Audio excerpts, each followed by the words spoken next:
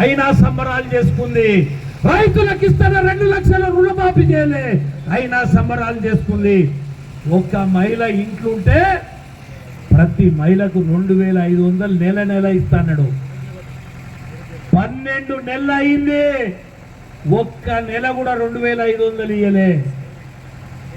ఆడపిల్లలకు చదువుకున్న పిల్లలకు స్కూటీ ఇస్తాడు, ఒక్క స్కూటీ ఇయ్యలే. రాష్ట్రంలో ఒక్క మహిళకు 2500 ఇయ్యలే.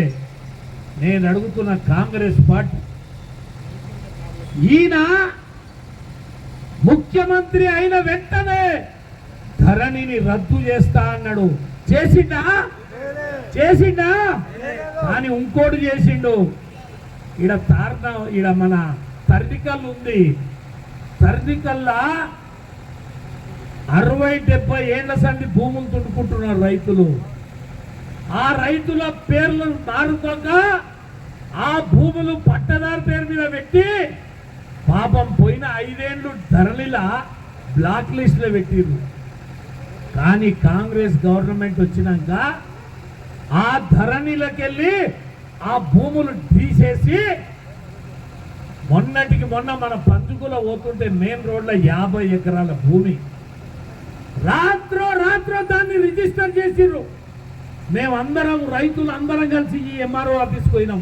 ఏం సార్ నిన్నటి దాకా డిలీటెడ్ లిస్ట్ లో ఉండే, ఎందుకు మీరు రిజిస్టర్ చేసిరంటే నాకు తెలుస్తా కదా సార్, వాళ్ళు ఎన్నో కూర్చున్నారు, మీదికెళ్ళి ఫోన్ వచ్చింది, నేను ఏలు పెట్టంటే ఏలు పెట్టిన సార్, అంతే నాకు ఏం తెలియదు అన్నాడు. 50 ఎకరాల భూమి, ఒక్క ఎకరా 50 నుంచి 70 లక్షల లెక్కల, 5 25 కోట్లు వచ్చినాయి. ఇదే కాంగ్రెస్ పార్టీ నాయకులు దాన్ని అమ్ముకొని కోట్లు గడిస్తున్నారు. అదే కాదు, ఇంకా 150 ఎకరాల భూమి పేద రైతులకు 1 ఎకరా 2 ఎకరాలు 3 ఎకరాలు భూమి ఉన్నది. ఆ భూమిని కూడా కింద మీద చేయనికే చూస్తున్నారు. మనము ధరని తీసేస్తున్నావు, ఎందుకు తీసేయలేదు, రైతులకు ఎందుకు న్యాయం చేయలేదు. ఇదే కాదు, ఈ మాదారం ఉంది దాని పక్కల, పాపం ఆయన అమెరికాలో ఉంటాడు. ఎవరు ఆ భూమి ఆయన 50 ఎకరాలు, ఆయన అమెరికాలో ఉండదు చూసిర్రు. ఇటకెళ్ళి చూస్తే ఫోటోలు కూడా కనపడతాయి మీకు ఫ్లెక్సీలల్లా. ఆ 50 ఎకరాల భూమి వాడు అమెరికాలో ఉన్నాడు.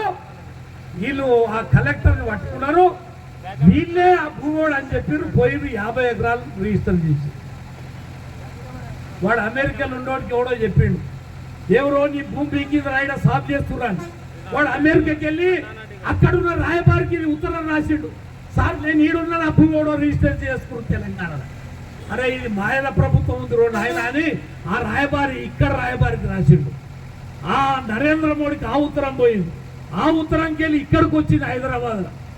ఈ జమ్మాయి జట్ట ఓడు ఎల్దాండలు ఉంటాడు, ఓ ఇద్దరు ఎల్దాండోళ్ళు, ఓడు ఇటకెళ్ళి అటకెళ్ళి జమాయిరు, వీళ్ళందరూ తీసుకుపోయి నిన్నమన్నా.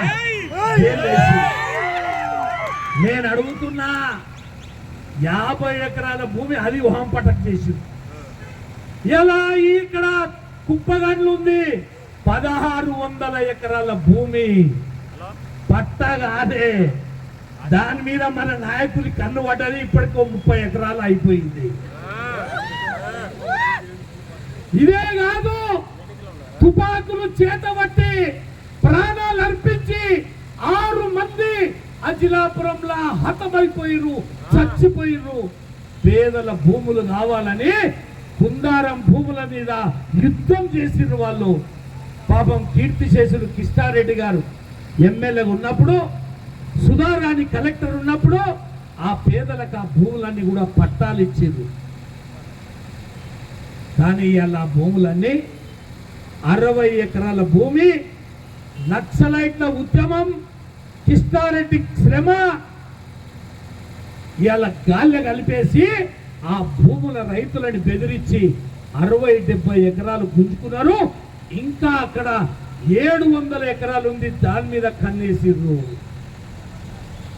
ఇదే కాదు, నేను అడుగుతున్నా, ఈ 4 విషయాల మీద మీరు డిబేట్ పెట్టడానికి సిద్ధంగా ఉంటే చెప్పుర్రి. ఆర్కపల్లిలో దేవాలయ భూమి 30 ఎకరాలు దాన్ని ఖతం చేసిండ్రు. ఇదే కాదు, చెప్పుకుంటూ పోతే 500 ఎకరాలు కలువకుర్తిలో మాయమైపోయింది. 500 ఎకరాలు. దీనికి జవాబు చెప్పాలి ముఖ్యమంత్రి గారు. నువ్వు ధరణి తీసేస్తానని ఒక్క సంవత్సరం ఆపి ఇలా ఇట్లాంటి లుచ్చా పనులు చేస్తున్నారు. వాళ్లకు పదవుల మీద పదవులు, పదవుల మీద పదవులు. మీ అందరినీ కోరుతున్నా, ఈ విషయాలు ప్రజలకు చెప్పనికనే ఇక్కడ మనం ఈరోజు ర్యాలీ పెట్టినాం. నిన్ననే మన నడ్డా గారు హైదరాబాద్లో పెద్ద ఎత్తున మీటింగ్ పెట్టిండు. మళ్ళీ మాకు ఇప్పుడు అచ్చంపేటలో మీటింగ్ ఉంది. దయచేసి మీరు అందరు కూడా ఏమనుకోవద్దు. రఘుపతిపేటలో మన కార్యకర్త బీజేపీలో ఉన్నాడని ఒక బీజేపీ కార్యకర్తని సంవత్సరం నుంచి ఇల్లు కట్టనిస్తలేరు.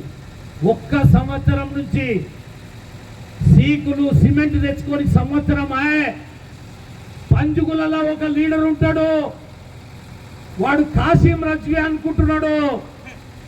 ఆ లీడర్ ఇవాళ ఈ అధికారులకు చెప్పి ఒక పేద రైతు మన కార్యకర్త ఇల్లు కట్టుకుంటే సంవత్సరం అయింది ఆపబట్టి. నేను చెప్తున్నా అధికారులకు, కలెక్టర్ 10 సార్లు పోయొచ్చిండు, ఎంఆర్ఓ దగ్గరికి 100 సార్లు పోయిండు. అదే రఘుపతిపేటలో 100 మంది ఇల్లు కట్టుకుంటున్నారు, ఎవరు దాపుతలేరు. తన సొంత పట్టా భూమిలా ఇల్లు కట్టుకుంటే అక్కడున్న కాంగ్రెస్ పార్టీ నాయకుడు చెప్తాడట, అరే బీజేపీలో ఉన్నాడు కాబట్టి వీని ఇల్లు కట్టియద్దు. అరే అధికారులు మర్యాదగా చెప్తున్నాం, మేము న్యాయబద్ధంగా చెప్తున్నాం. మేము ఒక పేద రైతు ఇల్లు మీద నీ ప్రతాపంగా